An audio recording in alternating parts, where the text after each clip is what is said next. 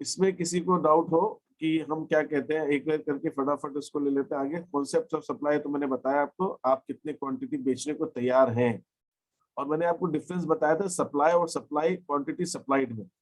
जब हम किसी एक प्राइस पे बताते हैं इस प्राइस पे कितनी क्वांटिटी सप्लायर बेचने को तैयार है, तो क्वांटिटी सप्लाइड होता है। लेकिन अगर हम पूरी दे दें कि अलग अलग प्राइसेस पे कितनी कितनी क्वांटिटी देगा, तो उसको हम सप्लाई कहते हैं। तो ये सप्लाई किसी एक टाइम से रिलेटेड होती है, एक महीने में, एक 15 दिन में, उसको क्या कहते हैं। और उसी सप्लाई को हम जब प्रेजेंट करते हैं टेबुलर फॉर्म में, तो उसको हम सप्लाई शेड्यूल कहते हैं।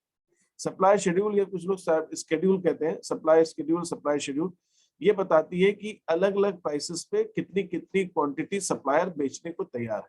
वो कहता है अगर 5 रुपए होगी तो मैं 1 दिन यूनिट बेच सकता, 10 रुपए होगी तो मैं 10 यूनिट दे दूंगा, 15 होगी तो 20 दे दूंगा, 20 होगी तो 30 दे दूंगा। तो इंडिविजुअल सप्लाई शेड्यूल जिसकी हम बात करते हैं, तो इंडिविजुअल सप्लाई शेड्यूल एक सप्लायर की बात करता है, एक सप्लायर। और इसी ढंग से अगर मार्केट के अंदर 3 सप्लायर है, 4 सप्लायर है, 5 सप्लायर है, 100 सप्लायर है, हम एक प्राइस पे 5 रुपए पे सप्लायर ए कितनी देने को तैयार है, बी कितनी देने को तैयार है, सी कितनी देने को तैयार है, डी कितने, सबको जोड़ देंगे तो मार्केट सप्लाई शेड्यूल है। 10 रुपए प्राइस पे मार्केट में मान लीजिए 4 सप्लायर्स है, चारों की हम देख लें कि कौन कौन कितनी कितनी क्वांटिटी देगा, उसको ऐड कर दे तो मार्केट सप्लाई शेड्यूल आ जाएगा। तो मार्केट सप्लाई शेड्यूल कुछ नहीं है, एक पर्टिकुलर प्राइस पे अलग अलग सप्लायर्स कितनी कितनी क्वांटिटी दे रहे हैं। यहाँ पे जो मार्केट सप्लाई शेड्यूल यहाँ दिया गया है, इसमें एज्यूम किया गया है कि एक मार्केट में सिर्फ 2 ही सप्लायर है। कोई जरूरी नहीं कि 2, कितने कितने भी हो सकते हैं, लेकिन वो दिखाने में इजी रहेगा। 2-3 को नहीं तो हम बहुत ज्यादा टेबल कैसे बनाएंगे, तो ये दिखाने, तो मार्केट में सारे सप्लायर्स मिलकर कितनी प्राइस पे कितनी कितनी क्वांटिटी देने को तैयार है, उसको हम कहते हैं मार्केट सप्लाई शेड्यूल। फिर हमने ये डिस्कस किया था कि सप्लाई कर्व भी 2 तरह का हो सकता है, इंडिविजुअल सप्लाई कर्व और market supply curve. Individual supply curve का मतलब होता है कि एक सप्लायर अलग अलग प्राइस पे कितनी क्वांटिटी देगा, इसको अगर हम ग्राफ में प्रेजेंट कर दें कि ये प्राइसेस हैं और कितनी कितनी क्वांटिटी वो दे रहे हैं, इस चीज को जब हम प्रेजेंट करते हैं, this is called as individual supply schedule. ये इंडिविजुअल सप्लाई कर ये दिखा रहा है कि एक एक 5 रुपए में कितनी दे रहा है, 5 रुपए में तो कुछ क्वांटिटी देने को तैयार ही नहीं, इसलिए देखिए 5 रुपए में 0, ये 0 क्वांटिटी है। फिर 10 रुपए में वो कितनी क्वांटिटी दे रहा है, 10 यूनिट दे रहा है, जो भी अपन शेड्यूल देखा था। 15 रुपए में, ये 15 रुपए में कितनी क्वांटिटी देने को तैयार है, ये 15 रुपए में 20 क्वांटिटी देने को तैयार है, ठीक है। और जब 30 रुपए प्राइस है, 20 रुपए प्राइस है, तो कितनी क्वांटिटी देने को तैयार है, वो 30 क्वांटिटी देने को तैयार। तो ये सप्लाई इंडिविजुअल सप्लाई कर्व ये बता रहा है कि एक वो जिस सप्लायर की हम बात कर रहे हैं, वो अलग अलग प्राइस पे कितनी क्वांटिटी देने को तैयार है। इसी ढंग से अगर मैं इसी को आगे बढ़ाऊं और जब हम मार्केट सप्लाई शेड्यूल देखते हैं, तो हम जैसे मार्केट के अंदर 2 supplier A and supplier B, तो इन दोनों को हमने ऐड कर दिया, दोनों को ऐड कर दिया। ए सप्लायर कितनी दे रहा है, बी सप्लायर कितनी दे रहा है, ए सप्लायर का शेड्यूल अलग ऐड कर दिया, बी सप्लायर का अलग ऐड कर दिया, और वो दोनों को ऐड करके हमने मार्केट का सप्लाई शेड्यूल निकाल लिया, मार्केट का। तो ये हमें बता क्या रहा है, ये हमें ये बता रहा है कि एक मार्केट के अंदर कितनी क्वांटिटी टोटल दोनों मिलकर देने को तैयार है। तो सप्लायर ए की अगर हम बात करें, तो सप्लायर ए जब 5 रुपए था तो 0, सप्लायर बी भी 5 रुपए में एक भी यूनिट देने को तैयार नहीं है, तो मार्केट में भी 5 रुपए में 0 सप्लायर। ए सप्लायर जब 10 रुपए प्राइस है तो 10 यूनिट देने को तैयार है, बी सप्लायर 10 रुपए पे 5 यूनिट देने को तैयार है, तो 10 रुपए पे मार्केट कितनी दे रहा है, 15, दोनों की जोड़ के हमें निकाल लिया। जब 15 रुपए प्राइस है तो सप्लायर ए 20 यूनिट दे रहा है, 15 रुपए प्राइस है तो सप्लायर बी 10 यूनिट दे रहा है, तो 15 रुपए पे 20 और 10 30 यूनिट हो गए। तो 15 रुपए जब प्राइस है तो मार्केट जो सप्लाई है वो आ गई आपकी 30, ये आ गया। तो जब 20 रुपए प्राइस है तो सप्लायर ए कितनी दे रहा है, 30 दे रहा है। जब 20 रुपए प्राइस है, सप्लायर बी कितनी दे रहा है, 15 दे रहा है। तो 20 रुपए पे दोनों मिलके कितनी दे रहे हैं, 45।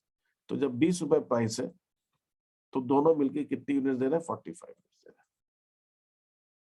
तो इस ढंग से हम इनको ऐड करते हैं। तो what we find out is, एक सेकेंड, हमने market supply schedule, market supply curve ये बताता है कि पूरी मार्केट के अंदर सारे सप्लायर्स मिलकर अलग अलग प्राइस पे कितना कितनी क्वांटिटी देने को तैयार है।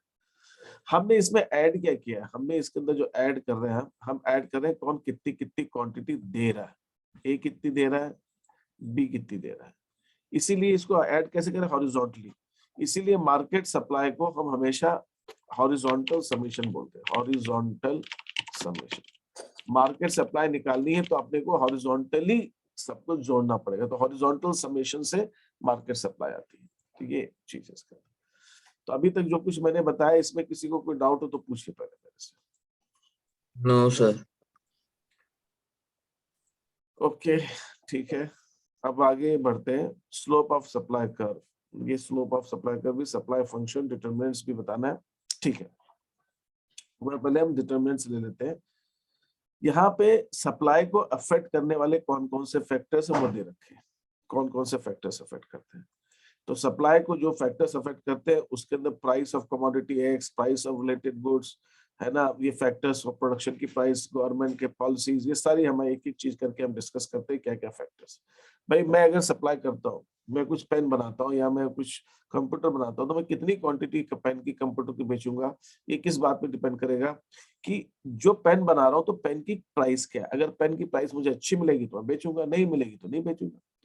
तो सबसे पहले तो किसी भी सप्लाई को अफेक्ट करने के लिए उस कमोडिटी की खुद की प्राइस इंपॉर्टेंट है, खुद की प्राइस इंपॉर्टेंट है। और वो जो प्राइस है उसी में डायरेक्ट रिलेशन है, उस प्राइस से डायरेक्ट, प्राइस ज्यादा होगी तो मैं ज्यादा सप्लाई करूंगा, प्राइस कम होगी तो मैं कम सप्लाई करूंगा। एक तो ये चीज आ गई। प्राइस ऑफ रिलेटेड गुड्स, अगर मान लीजिए थोड़ी देर के लिए मैं पेन और पेंसिल दोनों बनाता हूँ, ठीक है। अब मार्केट के अंदर पेन की प्राइस बढ़ रही है, पेंसिल की कम नहीं हुई, पेंसिल की उतनी है, प्राइस पेन की बढ़ रही, तो मुझे ऐसा लगेगा पेन में मुझे ज्यादा फायदा हो रहा है, तो मैं पेंसिल कम बना के पेन बनाने जल्दी जाऊंगा। तो अगर मैं पेंसिल की सप्लाई की बात करूं तो पेंसिल की सप्लाई में तो प्राइस में तो कोई चेंज ही नहीं आया, लेकिन फिर भी मैं उसकी क्वांटिटी कम सप्लाई कर रहा हूं क्योंकि उससे रिलेटेड गुड्स जो है पेन, वो ज्यादा, उसमें मुझे फायदा ज्यादा दिख रहा है। आपको मैं एग्जांपल देता हूं कि जैसे आप जाइए कभी ना, ये सब आप लोग देखते होंगे, आसपास भी अपने को दिखता है। मैंने जैसे एग्जांपल लास्ट टाइम भी एक बार दिया था, जब कोई दुकानें ऐसी होती है जो जनरल स्टोर्स होती है, जनरल सब, तो जब कोई फेस्टिवल आता है तो उस फेस्टिवल की चीजें वो ज्यादा रखने लगते हैं। वो क्यों रखने लगते हैं और दूसरी चीजें कम कर जाता है? ऐसा नहीं कि दूसरी चीजों के की डिमांड ही नहीं है, खरीदने नहीं, लेकिन उनको उसमें फायदा ज्यादा दिख रहा है क्योंकि दूसरी चीज ज्यादा बिक रही है उससे, है ना। उनको उनको होली के समय रंग ज्यादा रखने में फायदा है क्योंकि रंगों की डिमांड ज्यादा है, तो उनको उसमें फायदा ज्यादा दिख रहा है। तो दूसरी चीजों के भले ही डिमांड है लेकिन उसको कहते हैं बांध बूंद के रख देते हैं, हालांकि इसको बाद में देखा जाएगा, उनके पास उतनी है। आप किसी मिठाई की शॉप पे जाइए तो अगर कभी कोई ऐसा सीजन है जब उनको नमकीन ज्यादा उनका बिकेगा तो वो नमकीन ज्यादा बनाएंगे। जब उनको गिफ्ट पैकेट्स की ज्यादा डिमांड होती है तो गिफ्ट पैकेट्स वो ज्यादा बनाते हैं। जब उनको मिठाई को ज्यादा, तो वो चीज, आपके पास उतना ही साधन है, लैंड उतनी है, लेबर उतनी, कैपिटल उतनी, तो आप उसमें क्या सोचते हो, वो चीज बनाए जिसमें फायदा ज्यादा है। तो मैंने एग्जांपल आपको पेन और पेंसिल का दिया, मैं दोनों बनाता हूँ, पेन और पेंसिल दोनों बनाता हूँ। अगर मैं पेंसिल की सप्लाई की बात कर रहा हूँ तो पहले 10 रुपए प्राइस थी, अगर मान लीजिए एग्जांपल पेंसिल तो ठीक है 2-3 रुपए की आएगी पेंसिल, अगर कोई एक ऐसी स्पेशल पेंसिल है वो 10 रुपए की प्राइस है, मैं उसके अंदर 100 यूनिट्स बना रहा था, तो पेन पेंसिल की प्राइस अभी भी वही है, मैं बना सकता हूँ। लेकिन मेरे पास जगह उतनी है, लेबर उतने है, मशीन उतनी है, तो मैं क्या कहता हूँ, अगर पेन के दाम ज्यादा बढ़ेंगे तो मैं पेंसिल की प्राइस सप्लाई कम अब करके, पेंसिल बनाना छोड़ के आप पेन बनाओगे? तो इसी को कहते हैं कि इसमें पेंसिल के कोई दोष ही नहीं है, पेंसिल की तो प्राइस में कोई चेंज नहीं आया। लेकिन पेंसिल से रिलेटेड गुड्स कौन से, दूसरे गुड्स कौन से जिनको मैं बना रहा था, वो पेन, तो मुझे पेन में फायदा ज्यादा दिखता है तो पेन ज्यादा बनाने लगता हूँ। तो क्या होता है कि रिलेटेड कमोडिटीज की प्राइस में चेंज आने से, अगर मान लीजिए पेन सस्ता हो गया, अब पेन की मुझे मार्जिन ही नहीं दिख रहा है और पेन बनाने में कोई फायदा नहीं है, तो पेंसिल ही ज्यादा बनाने लगूंगा। जबकि पेंसिल के दाम पहले भी 10 रुपए थे, अभी भी 10 है, फिर भी मैं 10 रुपए में ही ज्यादा बना रहा हूँ। क्यों बना रहा हूँ? क्योंकि दूसरी चीजों मुझे फायदा नहीं दिख रहा है। तो ये कुछ चीजें ऐसी होती हैं कि आपके पास जब वो होता है, क्या कहते हैं, लिमिटेड रिसोर्सेज होते हैं, लिमिटेड साधन होते हैं, तो आप उसी प्राइस पे उसी चीज के ऊपर आप एक पहले से ज्यादा या कम क्वांटिटी आप करने लगते हो, क्योंकि दूसरी चीज जो आप बना रहे हो, दूसरे सप्लाई जो प्रोडक्ट आप सप्लाई कर रहे हो उसकी प्राइस में चेंज आ रहा है। फिर number of firms in the industry, अभी हमने जैसे एक मार्केट में देखा 2 फर्म्स थी, अगर फर्म्स ज्यादा होंगी तो मार्केट में ज्यादा सप्लाई होगी, 100 लोग बनाएंगे तो मार्केट में ज्यादा सप्लाई होगी, 10 बनाएंगे तो मार्केट में कम सप्लाई होगी। तो मार्केट में कितनी फर्म्स है उसके ऊपर भी सप्लाई फंक्शन डिपेंड करता है। फिर goal of the firm, firm का ऑब्जेक्टिव क्या है, फर्म किस ऑब्जेक्टिव, प्रॉफिट अर्न करना। प्रॉफिट अर्न करना अगर ऑब्जेक्टिव है तो जब प्राइस ज्यादा होगी तो ज्यादा सप्लाई करेगा। कुछ फर्म्स हाँ, ऐसी होती है सप्लाई ज्यादा कि कर। ज्यादा करेगा, कुछ फर्म्स की ऑब्जेक्टिव क्या होती है, वो कहते हैं कि ऐसा करें कि अभी हम सस्ते में बेचते हैं जिससे कंपटीशन जो है खत्म हो जाए, लोग हमारा प्रोडक्ट्स के आदी हो जाए, जब हमारा प्रोडक्ट ज्यादा खरीदने लगेंगे तब हम धीरे धीरे दाम बढ़ा लेंगे। तो पहले उन्होंने क्या किया, अपने प्राइसेस कम रखी। अगर आपको ऑब्जेक्टिव ये है कि कॉम्पिटिटर्स को मार्केट से भगा देना, या वो कहे हमको नुकसान, जैसे जियो आया मार्केट में तो उसकी स्ट्रेटजी क्या थी, उसकी स्ट्रेटजी यही थी कि भाई एयरटेल है या वोडाफोन है, ये लोग compete नहीं कर पाएंगे, तो और बीएसएनएल है, ये लोग सब compete नहीं कर पाएंगे, तो ये लोग अपना काम समेटने लगेंगे, या इनके कस्टमर जो है हमारी तरफ टूट के जाएंगे, फिर हम धीरे धीरे अपना, भले ही बाद में जब हमारी मोनोपोली हो जाएगी या फिर कुछ ही एक ही दो लोग बचेंगे, तब हम अपने आप को सस्टेन कर ले जाएंगे, तब हम अपने आप को आगे धीरे धीरे प्राइस बढ़ा सकते हैं। तो ऐसे भी कई स्ट्रेटजीज कई लोग अपनाते हैं, ये अपनाते हैं। उनका ऑब्जेक्टिव अभी प्रॉफिट कमाना नहीं है, उनका ऑब्जेक्टिव है मार्केट में डोमिनेंस बना, मार्केट में अपना कब्जा करना, तो सस्ते में बेचकर मार्केट में कब्जा करके सारे लोगों को अपना प्रोडक्ट का यूज कर, ऐसे भी स्ट्रेटजी हो सकती है गोल ऑफ द फर्म। तो मार्केट में जो फर्म्स है उनकी अलग अलग अपनी स्ट्रेटजी होती है, अपना अपना उनका सोच होता है जिसलिए वो सप्लाई करते हैं। ठीक है, ये भी चीज अफेक्ट करती है। Prices of factors of production, अगर मेरा रॉ मटेरियल महंगा हो जाएगा तो मैं कहूंगा भैया मैं इस रेट में अब तो दे नहीं सकता, अब तो मैं ज्यादा रेट में दूंगा, तो मैं ज्यादा प्राइस पे ही बेच पाऊंगा, कम प्राइस पे बेच नहीं पाऊंगा, मेरा रॉ मटेरियल महंगा हो गया। ठीक है, दैट इज टेक्नोलॉजी कैसी, अगर टेक्नोलॉजी बहुत अच्छी एडवांस आ गई, अच्छी इंप्रूवमेंट आ गया, तो मैं कम दाम में ज्यादा अच्छा production, cost of production reduce कर देगी। कॉस्ट ऑफ प्रोडक्शन रिड्यूस हो गई मेरी, और मैं ज्यादा प्रोडक्शन कर सकता हूँ तो वो मैं ज्यादा करने लगूंगा। ठीक है, और एक और चीज अफेक्ट करती है जैसे फ्यूचर की एक्सपेक्टेड प्राइस, मुझे लग रहा है आज दाम कम है, यार ये दाम बढ़ने वाले हैं, तो मैं क्या करूंगा, होर्डिंग कर लूंगा। आज भले ही मुझे वही दाम मिल रहा है जो कल मिल रहा था, लेकिन आज मैं बेचना कम करूंगा, मैं नहीं है माल खत्म हो गया, क्यों, मैंने होल्ड करके रख लिया, इकट्ठा करके रखना चाहता हूँ, अभी बेचना नहीं चाहता, दाम बढ़ेंगे तो बेचूंगा।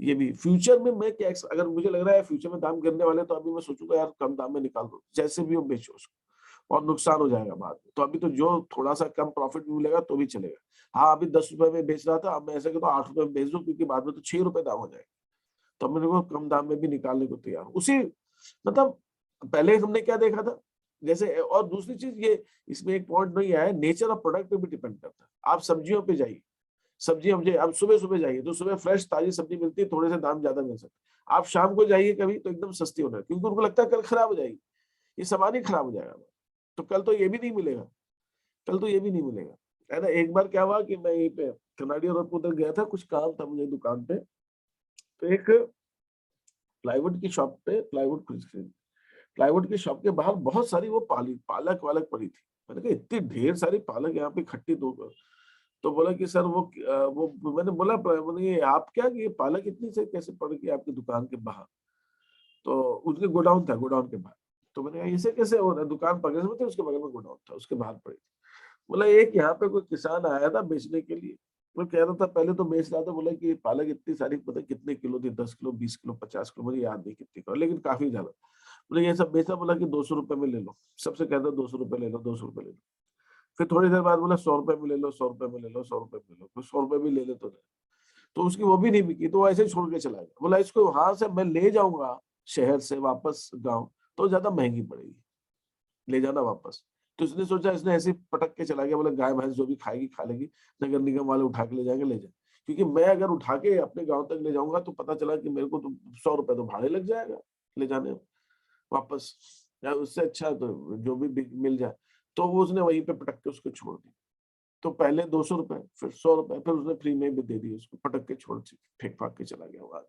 मतलब वो कब फेंक के चला गया हमें मालूम ही नहीं पड़ा, हमने तो खाते के बाद, वो मुझे ये जरूर मालूम है घूम रहा था बेचने के लिए, कह रहा था कितने कोई खरीद रहा है, खरीद रहा। तो मैं कहना ये चाहता हूँ कि प्रोडक्ट के नेचर पे भी डिपेंड करता है।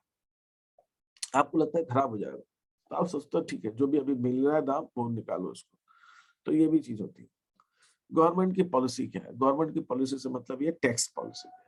अगर गवर्नमेंट आपको छूट दे रही है, सब्सिडी देती है गवर्नमेंट, कुछ चीजों में सब्सिडी देती है कि आपकी 100 रुपए कॉस्ट आ रही है, आपको गवर्नमेंट कहती है 20 रुपए हम दे देंगे आपको, तो आप 80 रुपए मार्केट में बेचने को तैयार हो जाओ, क्योंकि आपको 20 रुपए गवर्नमेंट से मिल रहे हैं।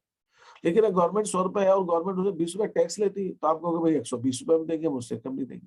तो आपकी सप्लाई इस बात पर भी डिपेंड करती है कि मार्केट के अंदर आपके गवर्नमेंट की क्या पॉलिसी आपके प्रोडक्ट के प्रति। गवर्नमेंट कुछ प्रोडक्ट में टैक्स लगाती है, कुछ प्रोडक्ट में छूट देती है, तो ये अलग अलग डिपेंड करता है। तो ये सारे फैक्टर्स जो है मार्केट की किसी प्रोडक्ट की सप्लाई को अफेक्ट करते हैं। ठीक है, अब लॉ ऑफ सप्लाई क्या कहता है? एक लॉ है, लॉ मतलब लोगों ने, इकोनॉमिक्स ने कहा है कि सप्लाई का नियम है ना, ये नियम क्या कहता है कि अगर other things constant, other things constant मतलब, अदर थिंग्स कांस्टेंट का मतलब होता है ये जो प्राइस ऑफ किसी प्रोडक्ट की खुद की प्राइस है, इसके अलावा जो बाकी की चीजें हैं इनमें कोई बदलाव नहीं आ रहा है। मतलब रिलेटेड प्रोडक्ट्स की प्राइस में कोई चेंज नहीं है। ठीक है, आपकी नंबर ऑफ फर्म्स भी वही है, गवर्नमेंट की पॉलिसी भी वही है, फैक्टर्स ऑफ प्रोडक्शन की प्राइस भी वही है, टेक्नोलॉजी भी वही है, फ्यूचर एक्सपेक्टेशन में कोई उतार चढ़ाव नहीं आने वाला है, गवर्नमेंट की पॉलिसी में भी कोई चेंज है, सब कुछ सेम।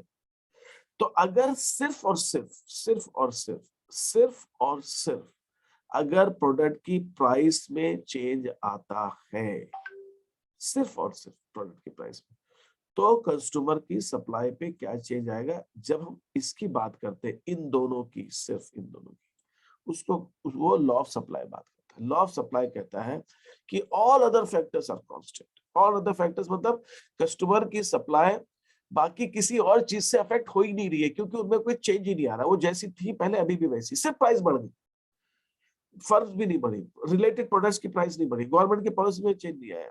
ठीक है, फर्म के गोल्स में कोई चेंज नहीं आया, टेक्नोलॉजी में भी चेंज नहीं आया, फ्यूचर एक्सपेक्टेशन में किससे में कोई चेंज नहीं आया, लेकिन जो चीज आज 10 रुपए की थी वो 15 रुपए की, तो हमारी सप्लाई में क्या फर्क पड़ेगा?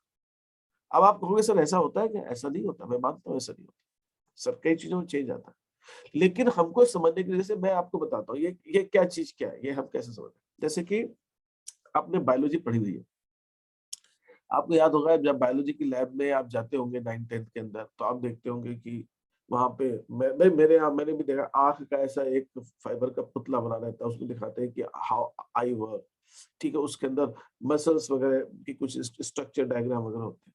तो जब हम ह्यूमन बॉडी को पढ़ते हैं, जबकि आंख का ब्रेन से भी कनेक्शन है, आंख का हमारे जब सर्दी होती है तो आंखों में पानी भी आता है, आंख का नाक से भी कनेक्शन है, हम जो देख रहे हैं मैं उस हिसाब से बोल रहा हूँ, सभी बॉडी सब कनेक्टेड है एक दूसरे से, सारे फंक्शंस एक दूसरे से काम कर रहे हैं, हमारा डाइजेस्टिव सिस्टम हमारे नर्वस सिस्टम से जुड़ा हुआ है।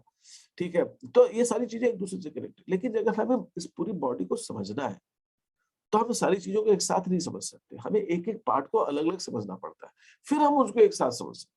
लेकिन पहले तो हमें अलग अलग समझना पड़ेगा, हमें आंख को अलग से समझना पड़ेगा, हमको ईयर्स को अलग समझना पड़ेगा, हमको नोज को अलग समझना, हमको थ्रोट को अलग समझना पड़ेगा, हमको ब्रेन की फंक्शन को अलग समझना पड़ेगा, फिर हम सबको कनेक्ट कर सकते हैं। लेकिन सारी चीजों को एक साथ पहले कनेक्ट करके देखेंगे तो हम कंफ्यूज होकर रह जाएंगे, हमको समझ में नहीं आएगा, क्योंकि इतना कॉम्प्लेक्स है। सप्लाई के साथ भी यही बात है, अगर मुझे समझना है कि रियल में मार्केट के अंदर प्रोडक्ट की सप्लाई कैसे अफेक्ट होती है, अगर मैं सारे सारे फैक्टर्स को एक साथ ले लूंगा तो मैं समझ ही नहीं पाऊंगा किससे क्या फर्क पड़ रहा है। तो हम क्या करते हैं, एक एक फैक्टर को लेके चलते हैं। आपके 11th के सिलेबस के हिसाब से सिर्फ और सिर्फ प्राइस की बात हो रही है, बस, बाकी कोई फैक्टर की बात आपके सिलेबस में ही नहीं है, आगे हायर क्लास में आप पढ़ सकोगे। तो अभी हम ये सिर्फ बात कर रहे हैं कि लॉ ऑफ सप्लाई क्या कहता है, कि अगर सिर्फ प्राइस में चेंज आए तो सप्लाई में क्या चेंज आएगा, बाकी सारे फैक्टर्स कांस्टेंट है, बाकी सारे फैक्टर्स में किसी में कोई भी चेंज नहीं है। ठीक है, तो यहां पर मैं आगे आया तो लॉ ऑफ सप्लाई ये कह रहा है कि अदर थिंग्स आर कांस्टेंट, बाकी चीजों में किसी में कोई चेंज नहीं है। क्वांटिटी सप्लाई, किसी भी कमोडिटी की जो क्वांटिटी सप्लाइड है वो इंक्रीज होगी with the change in increase in price. अगर कमोडिटी की प्राइस बढ़ेगी तो सप्लाई भी बढ़ेगी, लॉ ऑफ सप्लाई ये कहता है। अगर कमोडिटी की प्राइस कम होगी, वाइस वर्सा, अगर प्राइस कम होगी तो सप्लाई भी कम। This is what the law of supply says. Law of supply हमको ये कहता है। ठीक है, tabular presentation of the law of supply, law of supply का टेबुलर प्रेजेंटेशन। अब इस लॉ ऑफ सप्लाई को टेबल में हम बनाए तो क्या दिखाएंगे, ये प्राइस बढ़ती हुई दिखा रहे हैं, अगर हम नीचे जाए तो प्राइस बढ़ रही है, प्राइस बढ़ रही है तो क्वांटिटी सप्लाई भी बढ़ रही है, दोनों चीजें बढ़ रही है। ठीक है, ये ऐसे ऐसी चीजें हो रही है।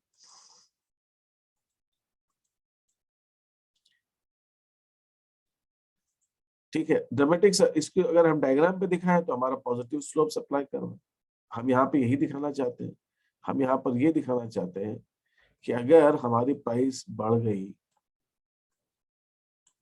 तो हमारी क्वांटिटी सप्लाइड भी बढ़ गई। हम यही दिखा रहे हैं ना, हम यहाँ पे ये दिखा रहे हैं कि प्राइस बढ़ रही है तो हमारी क्वांटिटी सप्लाइड भी बढ़ रही, दोनों बढ़ रही, ये पॉजिटिव रिलेशन। और अगर मैं उल्टा चल रहा हूँ तो उल्टा भी चल सकता हूँ, मुझे थोड़ी ये बढ़ता हुआ है तो उल्टा भी दिखा देता हूँ। मैं अगर ये दिखाना चाहता हूँ कि पहले प्राइस P1 थी अब P हो गई, तो मैं ये भी दिखा सकता हूँ, मैं ये भी चीज दिखा सकता हूँ कि पहले जो प्राइस थी, पहले क्वांटिटी Q1 थी अब Q हो गई, तो प्राइस कम हो जाने से क्वांटिटी सप्लाई भी कम हो रही है। ठीक है, तो ये सारी चीजें हैं, ये सप्लाई कर्व जो है, लॉ ऑफ सप्लाई को ही ये कर्व शो कर रहा है। और कब शो करेगा, आप डायग्राम जब बनाएंगे तो आप हमेशा ऐसा डायग्राम बढ़ता पॉजिटिव। अब इस लॉ ऑफ सप्लाई के कुछ अजम्पशंस है, कुछ मान्यता हमने मान के किया। हमने ये माना है कि बाकी price of factors of production में, टेक्नोलॉजी में, गोल में, प्राइस ऑफ रिलेटेड कमोडिटीज में, है ना, प्राइस की फ्यूचर एक्सपेक्टेशन में, गवर्नमेंट, इसमें किसी में चेंज नहीं आ रहा। ये तो वही बात हो गई कि बाकी सारे फैक्टर्स कांस्टेंट है, उसी चीज को इन्होंने एजम्पशन में ले लिया कि भाई यही मान लो।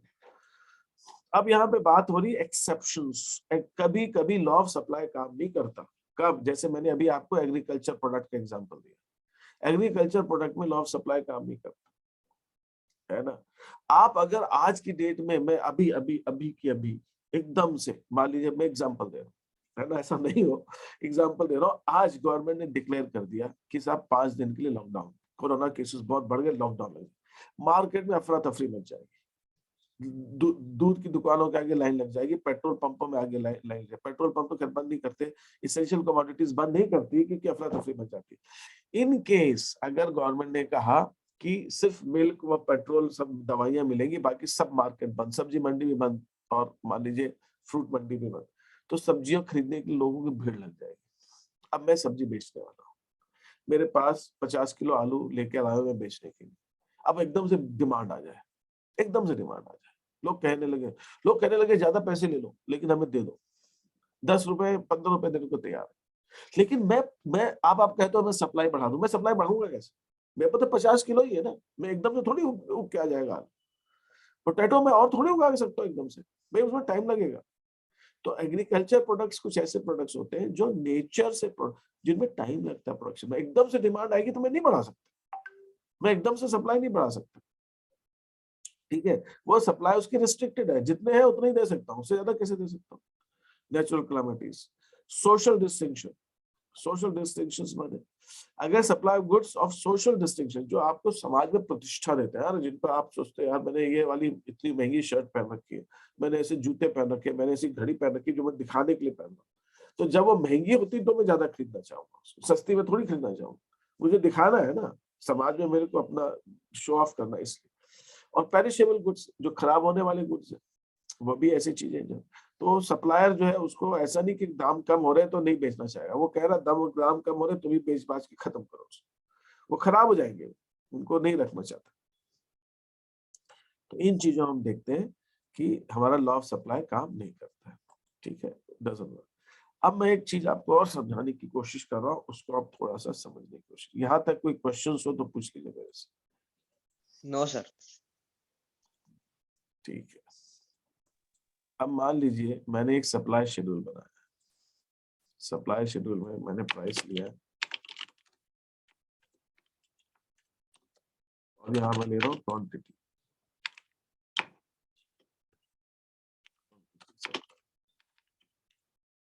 सप्लाई ले लेता हूँ बस, यूनिट्स कितनी यूनिट्स में बेचने को तैयार। अब क्या हुआ कि प्राइस जब 10 रुपए थी तो मैं 5 यूनिट बेचने को तैयार था, प्राइस 20 रुपए हो गई तो मैं 15 यूनिट बेचने को तैयार हूँ, 30 हो गई तो मैं 40 यूनिट बेचने को तैयार हूँ, मैं 40 हो गई तो मैं 60 यूनिट बेचने को तैयार, ऐसा मान लेते। एक और ले लेते हैं, 50 रुपए हो गई तो मैं 90 यूनिट, ऐसा ऐसा ऐसा शेड्यूल है। अब क्या हुआ, प्राइस में चेंज नहीं आया, प्राइस में कोई चेंज नहीं आया। अब मैं 10 रुपए पे ही सप्लाई में, सप्लाई, इसको सप्लाई यूनिट्स, यहाँ पे यूनिट्स ही है, लेकिन ये दूसरी सप्लाई है। यहाँ पे मैं इसको स्टार से दिखा देता हूँ। अब मैं 10 रुपए पे ही 5 की जगह मैं कहता हूँ कि भाई तू 5 की जगह जो 8 यूनिट्स दे, 20 की जगह अब मैं 22 यूनिट देने को तैयार, 30 की जगह अब मैं 50 यूनिट देने को तैयार, 40 की जगह 40 रुपए में 60 यूनिट्स की जगह अब मैं 75 यूनिट देने को तैयार, 50 रुपए में जो 90 यूनिट्स की जगह मैं 120 यूनिट देने को तैयार, मैं एकदम उसी उसी प्राइस पे ज्यादा देने को तैयार। इसका मतलब क्या हुआ? इसका मतलब ये हुआ कि बाकी किसी फैक्टर में चेंज आया है। वो फैक्टर क्या हो सकता है? प्राइस ऑफ रिलेटेड गुड्स हो सकता है, ठीक है। मैं जिस चीज की सप्लाई की बात कर रहा हूँ उससे उसके अलावा कोई दूसरी चीज बनाता हूँ, उसकी प्राइस जो है वो कम हो गई होगी, तो मैं कहता हूँ उसको छोड़ो, इसको ज्यादा सप्लाई करो। हो सकता है प्राइस ऑफ इनपुट्स में चेंज आया, मेरे रॉ मटेरियल इसके सस्ते हो गए। हो सकता है गवर्नमेंट की पॉलिसी में चेंज आया हो, गवर्नमेंट ने अपने टैक्स वगैरह चेंज कर दिए, गवर्नमेंट ने टैक्स घटा दिए, है ना। हो सकता है टेक्नोलॉजी में चेंज आया हो इस चीज के बनाने की, तो मैं टेक्नोलॉजी इंप्रूव हो गई तो मैं ज्यादा सप्लाई कर पा रहा हूँ। हो सकता है मेरे गोल में चेंज आया, मेरा ऑब्जेक्टिव चेंज हो गया, मैंने कहा यार अब मार्केट पे कब्जा करना है तो कम दाम पे ज्यादा बेच दो, है ना, देखते देखते। तो इसका मतलब प्राइस के अलावा किसी दूसरे फैक्टर में चेंज आया है, तभी जाके उसी प्राइस पे मैं क्वांटिटी ज्यादा बेचने को तैयार हूँ। और उल्टा भी हो सकता है, मैंने तो ज्यादा बताई, ऐसा भी हो सकता है कि मैं क्वांटिटी कम बेचने को तैयार हो जाऊं, उसी प्राइस पे मैं पहले से क्वांटिटी कम बेचने को तैयार हो जाऊं, ऐसा भी हो सकता है। तो इसको मैं डबल स्टार ले लेता हूँ। Now I am ready to sell less quantity। मैं कहता हूँ भाई 5 रुपए में अब तो मैं सिर्फ 3 यूनिट दे सकता हूँ। मैंने अब अपनी क्वांटिटी, मैंने अपनी सप्लाई की कम कर दी, 3 यूनिट दे सकता हूँ। मैं अब कहता हूँ 15 की जगह मैं सिर्फ 10 दे सकता हूँ। मैं 40 की जगह अब भाई सिर्फ 25 दे सकता हूँ। मैंने एकदम से कम कर, ठीक है। 40 रुपए में पहले 60 दे रहा था, अब मैं कहता हूँ मैंने 60 की जगह मैं सिर्फ 40 दे सकता हूँ। जो पहले 90 दे रहा था, अब मैं कहता हूँ नहीं, 90 की जगह मैं सिर्फ 50 दे सकता हूँ। तो मैंने क्या किया? मैं आपको दो सिचुएशन बता रहा हूँ। मैंने आपको दो सिचुएशन क्या बताई है? मैं आपसे कह रहा हूँ भाई साहब प्राइस तो अभी भी वही है, प्राइस में तो कोई चेंज नहीं आया, ये इसकी जरूरत नहीं है, इसकी जरूरत है। प्राइस में तो अभी कोई चेंज नहीं आया। उसी प्राइस पर अब मैं पहले से ज्यादा यूनिट्स बेचने को तैयार हूं। उसी प्राइस पर अब पहले से मैं अब कम यूनिट्स बेचने को तैयार हूं। ये क्यों हो रहा है? ये इसलिए हो रहा है कि इसका मतलब ये जो बाकी के फैक्टर्स है इनमें किसी में चेंज आया होगा, इनमें किसी में चेंज आया है, इसकी वजह से मैं उसी प्राइस पे कम या ज्यादा यूनिट्स देने को तैयार हूं। ये बात आप लोगों को समझ में आई कि नहीं है? आगे सर। हाँ सर। अब मैं अगर यहाँ पर अपना सप्लाई कर बनाना चाहूं, अगर मैं यहाँ पे सप्लाई कर बनाऊं,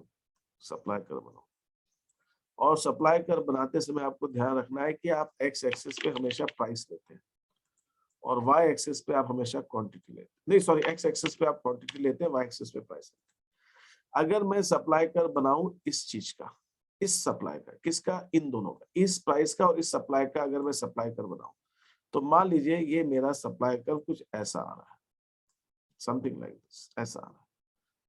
अभी अभी मेरा सप्लाई कर वैसा आ रहा है क्योंकि मैं उस इसी प्राइस पे बना रहा हूं। अब मैं इस प्राइस पे नहीं बना रहा, अब मैंने ये वाली सप्लाई नहीं ली, अब मेरा सप्लाई कर इसी प्राइस पर मैंने ये वाली सप्लाई ले रहा हूं, तो पहले से ज्यादा यूनिट्स दे रहा हूं। पहले मैं कम दे रहा था, अब ज्यादा दे रहा हूँ। 15 की जगह 22 दे रहा हूँ, 40 की जगह 50 दे रहा हूँ, 60 की जगह 75 दे रहा हूँ, 90 की जगह 120 दे रहा हूँ। तो मैं पहले से ज्यादा यूनिट्स दे रहा हूँ। तो अगर मैं सप्लाई कर बनाऊंगा तो इसी प्राइस पे पहले मैं इतनी यूनिट्स दे रहा था, अब मैं ज्यादा दे रहा हूँ, तो मेरा सप्लाई कर एक इधर नया सप्लाई कर बन जाएगा। इस नए सप्लाई कर को मैं नए लाइन में लेने की कोशिश करता हूँ, नए कलर में। तो ये जो मेरा सप्लाई कर्व है, जो पहले ब्लू लाइन थी, अब मेरी रेड लाइन में बन जाएगा। क्यों बन जाएगा? क्योंकि अब उसी प्राइस पे मैं ज्यादा क्वांटिटी दे रहा हूं, तो इसका सप्लाई कर्व नया बनेगा। इस पे मैं ये दे रहा हूं तो ये मेरा सप्लाई कर्व नया बनेगा। तो जो मेरा सप्लाई कर्व है वो मेरा सप्लाई कर्व पहले से ब्लू लाइन से राइट में शिफ्ट हो गया, ये शिफ्ट हो गया। पहले मेरा सप्लाई कर्व जो था वो ए था, ए ये ए, सॉरी इसको नहीं,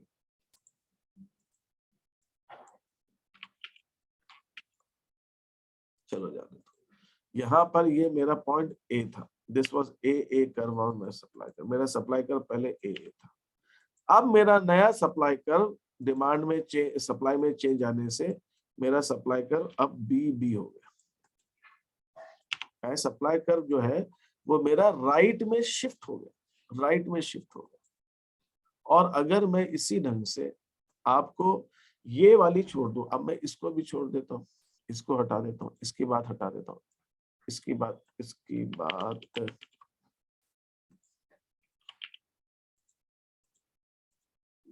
इसकी हटा दो।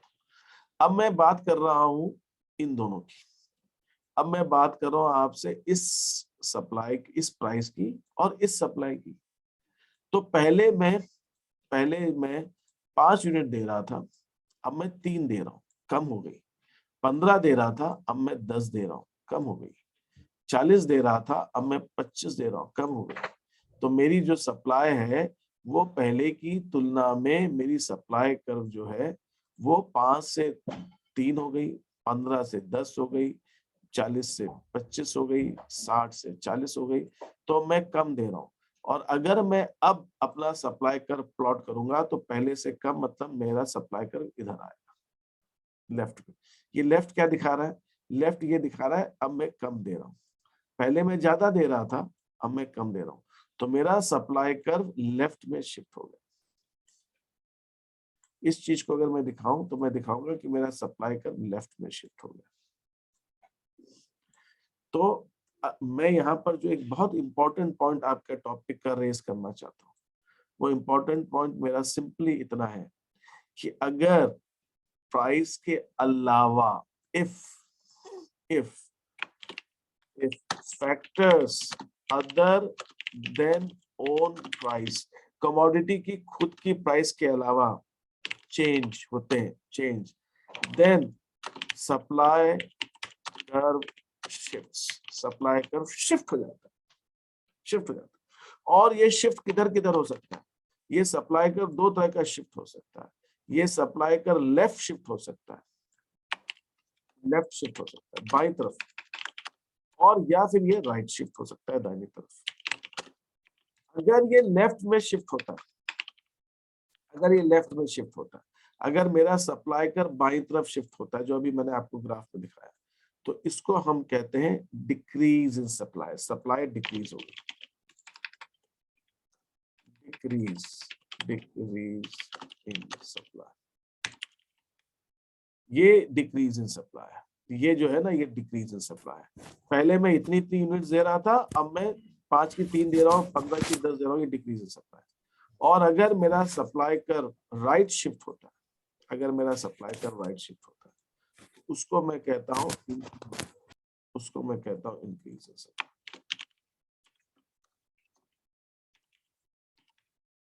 तो आपको एक बहुत इंपॉर्टेंट पॉइंट जो मैं यहाँ बता रहा हूँ, उस चीज पे आपको फिर से देखें। मैं ये मेरा अगर सप्लाई कर्व है, यहाँ पे मैं एक्सेस बनाया, यहाँ पे मैं ले रहा हूँ प्राइस। अच्छा, ये यहाँ पे इतना लंबा होने की वजह से डिलीट हो जाता होगा प्राइस। यहाँ पे मैं ले रहा हूँ क्वांटिटी, ये आ गई। और मेरा सप्लाई कर्व इज दिस, ये मेरी सप्लाई कर्व। ये क्या दिखा रहा है? ये अलग अलग प्राइस पे अलग अलग रिलेशन दिखा रहा है। ये दिखा रहा है कि अगर प्राइस इतनी है तो क्वांटिटी इतनी आएगी, अगर ये प्राइस इतनी है तो क्वांटिटी इतनी आएगी। तो ये ऐसे दिखा रहा है। तो ये प्राइस है P1, तो क्वांटिटी है हमारी Q1, प्राइस है P2, क्वांटिटी है हमारी Q2। तो ये इसको कहते हैं, अगर प्राइस में चेंज आने से सप्लाई में चेंज आ रहा है, प्राइस में चेंज आने से, प्राइस में चेंज आने से, ये प्राइस में चेंज आने से सप्लाई में चेंज आ रहा है, तो इसको कहा जाता है movement along the curve, movement along the curve. उसी कर्व में हम मूव कर रहे हैं। हम कहाँ का मूव कर रहे हैं? हम मूव कर रहे हैं ए से बी, ए पॉइंट ले लेता हूँ, अगर इसको बी ले लेता हूँ, तो हम मूव कर रहे हैं ए से बी या बी से ए। तो we are moving from A to B और we are moving from B to A. हम जो भी है, ए से बी या बी से ए मूव कर रहे हैं उसी कर्व में, उसी कर्व पे, नया कर्व नहीं है, सेम कर्व है, उसी कर्व पे हम ऊपर नीचे मूव कर रहे हैं, उसी कर्व पे हम ऊपर नीचे मूव कर रहे हैं, तो इसको हम कहते हैं मूवमेंट अलोंग द कर्व, इसको हम कहते हैं मूवमेंट अलोंग द कर्व। तो मूवमेंट अलोंग द कर्व कब आता है? When price of own commodity, उसी कमोडिटी की प्राइस में चेंज आता है। सर हाँ सर एक बार वापस समझा दो। बेटा, अगर मान लीजिए किसी कमोडिटी की प्राइस, मैं सप्लाई की बात कर रहा हूँ, सप्लाई ऑफ एक्स की बात कर रहा हूँ, सप्लाई ऑफ कमोडिटी एक्स की बात कर रहा हूँ, और अगर मैं सप्लाई ऑफ कमोडिटी एक्स की बात कर रहा हूँ और ये मैंने सप्लाई कर बनाया कमोडिटी एक्स का, और मैंने आपको बताया हुआ कि सप्लाई कर जब हम बनाते हैं तो सप्लाई कर में हम क्या लेते हैं? एक तरफ प्राइस लेते हैं, प्राइस ऑफ ओन कमोडिटी, उसी कमोडिटी की प्राइस ऑफ ओन कमोडिटी, और दूसरी तरफ हम लेते हैं सप्लाई, और दूसरी तरफ लेते हैं हम सप्लाई। तो अगर मैं ये कहता हूं कि अगर मैंने इस चीज को, ग्राफ को प्लॉट किया, जैसे कि ये वाला जो कर्व था हमारा, बाकी सब छोड़ देता हूँ, इसको हटा देता हूँ, इसको चलिए हटा ही देता हूँ ना, इसको हटा,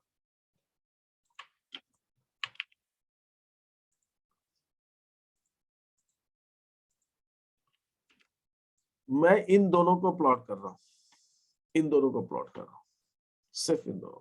ये दोनों कौन हुए? ये दोनों हुए प्राइस क्या है कमोडिटी एक्स की और उसकी सप्लाई का। इसको मैं अगर ग्राफ पे प्लॉट करता हूं, इसको मैं अगर ग्राफ पे प्लॉट करता हूं, तो मेरा ग्राफ कुछ ऐसा बनेगा, समथिंग लाइक, मैं ऐसे स्केल पे नहीं बना रहा, ऐसा बनेगा। तो ये क्या दिखा रहा है? ये दिखा रहा है कि जब प्राइस 10 रुपए है तो मेरी सप्लाई 5 रुपए। तो अगर मैं इसको ग्राफ पे दिखाऊं, सपोज ये 10 रुपए है,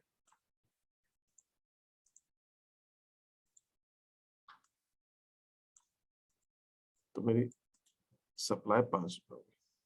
सपोज ये 10 और 5 ऐसा। ये जब 20 रुपए है तो ये 15 रुपए, तो ये प्राइस 20 रुपए हो गई, तो ये मेरी सप्लाई 15 यूनिट्स हो गई, यहाँ पे 15। तो यहाँ पे मैंने ले ली 5 यूनिट्स, यहाँ पे यूनिट्स लेते हैं एक्स एक्सिस पे, 5 यूनिट्स यहाँ ले ली, 15 यूनिट्स यहाँ ले ली, तो यहाँ पे आ गई यूनिट्स, और यहाँ आ गई प्राइस। प्राइस यहाँ 10, नीचे 10, और यहाँ पे प्राइस आ गई 20। तो ये दिखा रहा है। फिर जब मेरी प्राइस जो है 30 रुपए हो गई तो मेरी 40 यूनिट्स हो गई, तो मैं यहाँ पे इसी चीज को दिखा रहा हूँ, ये 30 और ये 40। तो ये हो गई, एक बार चलिए इसको भी लिख देता हूँ, ये होगी 30 रुपए प्राइस जब है, तो मैं जब 30 रुपए प्राइस है तो मैं 40 यूनिट लेने को तैयार। ये उसी कमोडिटी की प्राइस की बात हो रही है, उसी कमोडिटी की सप्लाई की बात हो रही है। तो ये जो मेरा मूवमेंट है, मूवमेंट है कहाँ से? इस पॉइंट से इस पॉइंट से इस पॉइंट पर, या इस पॉइंट से इस पॉइंट पर, या उल्टा भी हो सकता है। मेरा मूवमेंट जो है ऊपर से नीचे भी आ सकता है। मेरा मूवमेंट इस पॉइंट से यहाँ पे आ रहा हूँ, या यहाँ से यहाँ आ रहा हूँ, तो मैं इन पॉइंट्स पे एक ही कर्व के पॉइंट पे ऊपर नीचे झूल रहा हूँ, ऊपर नीचे झूल रहा हूँ, ऊपर नीचे हो रहा हूँ, उसी पॉइंट, उसी कर्व पे। क्यों ऊपर नीचे क्यों जा रहा हूँ? क्योंकि उसकी प्राइस में चेंज आ रहा है, उस कमोडिटी की प्राइस में 10 से 20 हो रही है, 20 से 30 हो रही है, या 30 से 10 चेंज आ रहा है। हाँ बोलो बोलो बोलो अन्वेष। सर मेरा अभी लेक्चर है, मतलब 8:30 पे। अच्छा पीयूष, 2 मिनट खत्म हो गया। ये अन्वेष, ये बात समझ में आई कि नहीं आई? उसी कर्व में ऊपर नीचे जा रहा हूँ हो रहा, आ रही सर समझ। तो जब मैं उसी कर्व में ऊपर नीचे जा रहा हूँ, ऊपर नीचे क्यों जा रहा हूँ? क्योंकि उसी कमोडिटी की प्राइस में चेंज आ रहा है, तो इसको कहते हैं मूवमेंट अलोंग द कर्व। इसको कहते हैं मूवमेंट अलोंग द कर्व, उसी कर्व में मूवमेंट, जबकि उसी कमोडिटी की प्राइस में चेंज आने से जब मैं उसी कर्व में ऊपर नीचे जाता हूं तो उसको हम कहते हैं मूवमेंट अलोंग द कर्व। ठीक है, तो आज मैं सेशन अभी खत्म करता हूं, फिर इसको हम कल कंटिन्यू करते हैं। Is that okay? Yes sir. Okay sir और आप प्लीज वो जो सिलेबस आ रहा है वो एक बार बता सकते हैं क्या? मुझे टेक्स्ट कर सकते हैं? हाँ भेजूंगा। ये 8:30 पे लेक्चर है। अच्छा, पीयूष ने मैसेज किया था, मैंने देखा ही नहीं। क्या सिलेबस बता रहे हो तुम? सर जो भी मतलब आ रहा है